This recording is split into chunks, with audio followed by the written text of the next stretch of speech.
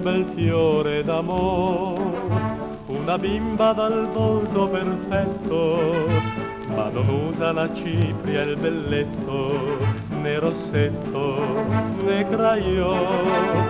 Chi la vede per strada passare, custodita da mamma e papà, resta ad ammirare la sua gran beltà, poi così si mette a cantare.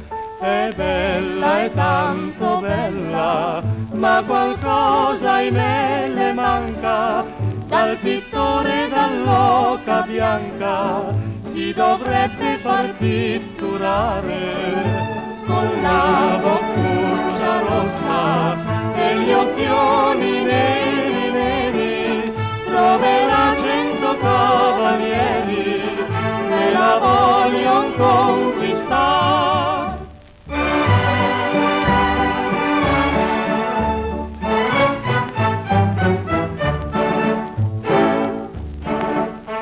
Era tanta la sua beltà per il gusto del 1800, per i giovani del Novecento certamente più non va.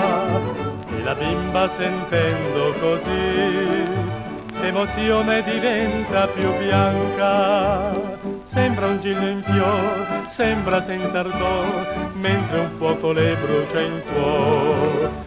È bella, è tanto bella, ma qualcosa in me le manca, dal pittore dall'oca bianca si dovrebbe far pitturare, con la boccuccia rossa e gli occhioni neri neri, troverà 100 cavalieri che la voglion conquistare.